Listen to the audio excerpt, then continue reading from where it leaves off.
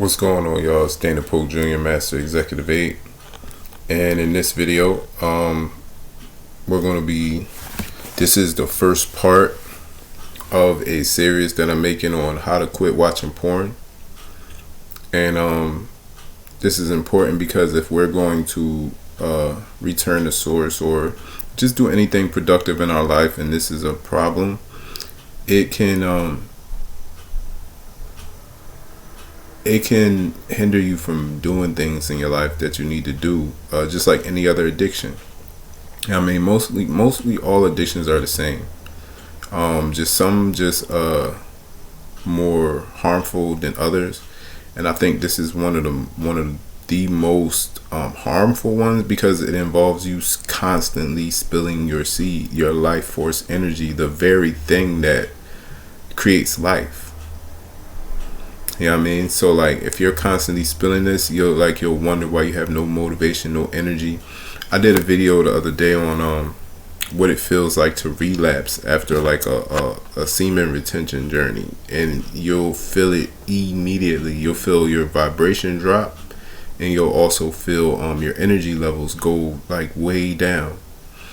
So the good thing is, though, I've also noticed is it seems like once you reach a certain level, I'm not sure if that's what I can call it, but like certain things kind of don't change all the way. Like I noticed that smell that I normally had, that I talked about a while back, that I started to notice from me retaining, like that necessarily hasn't left all the way. Like it's definitely less noticeable now, but it hasn't left all the way. So I don't want to waste no more of you guys' time. Let me get right into it. So, how to quit watching porn. I don't know if this is a problem that you're having in your life, but if it is, like this is going to be your solution to it. If you follow all of the steps that I'm gonna lay out in this series, it's going to be a series of videos. I was trying to get it all done in one shot, but I want to bring you guys content every day. So I just broke it down, and I'm just going to bring it in different parts every day, and what I'll do is I'll put it all together into you, maybe in some sort of series or a playlist or something, so you guys can have it. So because I'm on this journey too. So the first thing is you know, and a lot of when you look for help, like you don't need to have you don't have to go pay some expensive rehab. You know what I'm saying? You don't have to go spend a lot of money. Like all you need to do is just have a system that works. Have a system that works with the way that your brain works, right? So like I said, quitting this is like quitting any other habit. It's going to take some discipline. It's going to take dedication. It's going to take time. You know what I mean? Just like it took time to build a habit, it's going to take time to break it. All right. So, right. So the next thing is, if you have any setbacks, you don't want to beat yourself up. There are going to be setbacks. I haven't really. I'll look for one. I can't say that. Maybe there is somebody that just straight up just stopped, never turned back, never had a setback. I'll see if I can find one of those stories. But most of what I see, almost everybody, even the strongest of will people, have had setbacks, and it's understandably because like as we're going to learn, the cue, like once a habit is actually encoded into your system, the cue is always there, meaning if the right buttons are pressed, there's that possibility of that happening. So the whole point is to rewire and reboot the brain, which is what we're going to be talking about today. So and the next point is there's no one size fits all approach. Everybody is here at different levels. Everybody has certain beliefs, whether that be religious, scientific, non-scientific, non-religious. Like everybody got different beliefs when it concerns this. So it's going to be different for everybody, and everybody's on different levels. Some people have been watching it since they were young. Some people just started watching it, maybe just have a light light addiction or just a light habit, so they may not need to go through something that maybe someone who's done it for a long period of time has. All right, so the first two things we're going to talk about is your operating system. It needs to be rewired and rebooted. So rebooting your system is basically similar to like a phone or a computer, and resetting it back to its factory setting. So you can factory reset your system or your brain by avoiding any artificial sexual stimulation. And by artificial, I mean all forms of like TV, books, DVDs, anything that's just not real sexual stimulation, meaning whether you visualize it yourself or whether you're just you masturbate without watching porn, or you have actual sexual interaction with a woman, or a man if you're a woman. You know what I'm saying? So like anything that's not real. I don't feel like I don't need to explain that anymore. Like, y'all know what I'm talking about. So the reason why you want to do this, why you want to reboot your system, we're talking about rebooting your system right now, is this will replenish the dopamine receptors that are lost in pornography consumption. Just like any other drug, there's something they call dopamine receptor downregulation that happens where you need more of something to get that same result. All right, so Gary Wilson is the author of the best-selling book Your Brain on Porn. He's done like a lot of studies, and like he has like this whole website on and book like just dedicated to helping guys get off of porn. So he says that it can take weeks or months to see an improvement in porn-related problems. One particular porn-related problem is called, it almost looks like the word PIED, P-I-E-D, and it stands for porn-induced erectile dysfunction, and is basically something that happens from just spilling your seed. It's not so much the porn itself, but by you spilling your seed so often, like you actually you can mess yourself up like that. I mean, to the point to where your thing don't work like it should be, just because that overstimulation from the porn makes you look at regular women like they don't even excite you anymore. I mean, because you need the same excitement that you got from that screen. All right, so Gary Wilson also has a term called long booters. You got short booters, long booters. A long booter is basically somebody who's been watching it for a long time, maybe since a young age, so they have a lot more resetting to do. A short booter is just somebody who just hasn't been watching it as long, so they're not going to need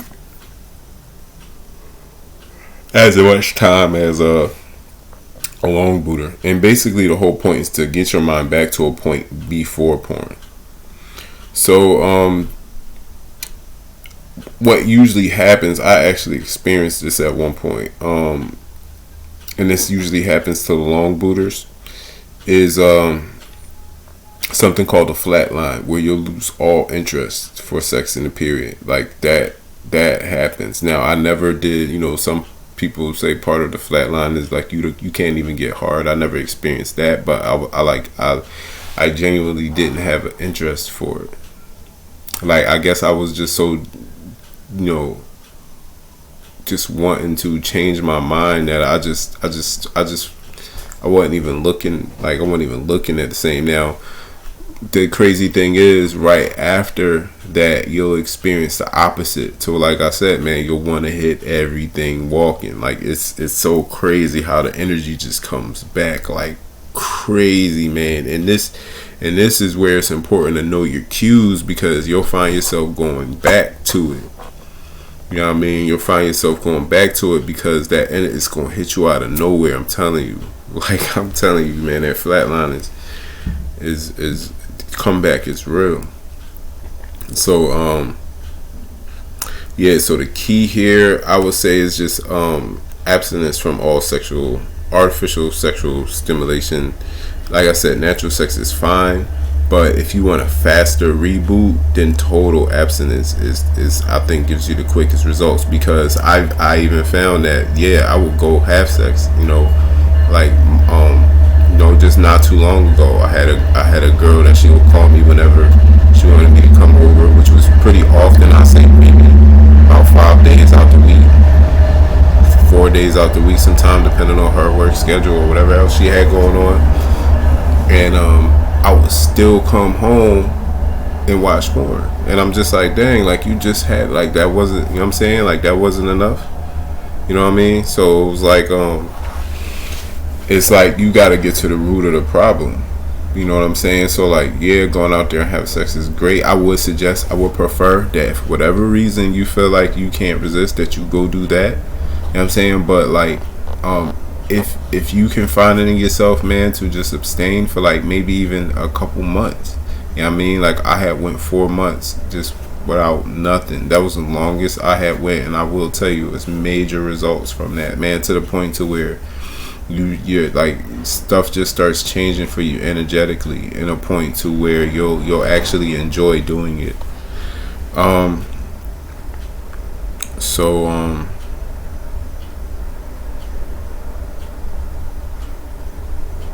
So yeah, I would suggest just abstaining altogether for the fastest results. Alright, from artificial and for real stimulation, just abstaining altogether. And everybody's different, you know what I'm saying? So like, you'll want to experiment with yourself and who you are. Some, if you feel like then having real sex would be better for you, and just abstain from the artificial, then cool. If you feel like maybe you just need to slow down or something, then cool, whatever. There's no one size fits all, like, glove like way of doing it. These are just some mindsets, some kind of like goalposts that you can kind of look to help you on your journey, so you can design kind of like your own program for you. So like I said, your level of addiction or your level of habit is going to depend on your results. So if you had heavy use, this step is absolutely necessary for a complete reboot. If you haven't had heavy use, this may be just enough for you to just be cool after just doing this. And if for whatever reason you don't see any results after like a long period of time doing this, then you may want to look into something else. You may want to see whatever else the issue might be, because usually this will pretty much work as far as rebooting, rewiring your brain. So next, let's talk about rewiring the operating system. So we're talking about rebooting and rewiring, but now we're talking about the rewiring part of it. So if you're finding it hard to stop looking at it, then most likely you've created a habit loop with a strong reward center of your brain. So your brain has pretty much been completely rewired so that whenever you're triggered and cued, you go on autopilot for that reward. Meaning you're not even thinking about it anymore. It's not a conscious thought no more. It's just cue, reward. You know what I mean? Cue, action, reward. So one example of this, which is why it's very important to know your cues, also to keep your time filled with activities, is when you sit down at your laptop and nobody else is around. That simple activity can be a cue. So for example, something you could do is put a journal next to your laptop, so when you sit down and boom, you get the cue, you're writing your journal. You know what I mean? What you write, I don't think really matters, but you writing your journal, and what you're doing is you're replacing the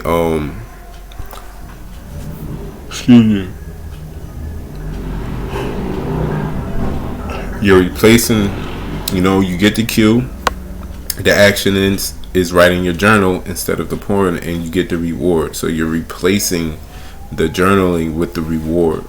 With the porn for the reward. You know what I mean? So this brings up another important thing, because it's important to replace the habit with something that is productive, because you don't necessarily want to replace it with another bad, or not bad habit, but just something that's maybe harder for you to break, because then you'll have to break that habit.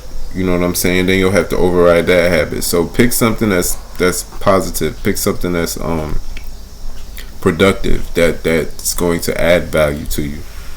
Okay? Because you don't want to create another maladaptive coping mechanism that you gotta break. You know what I'm saying? So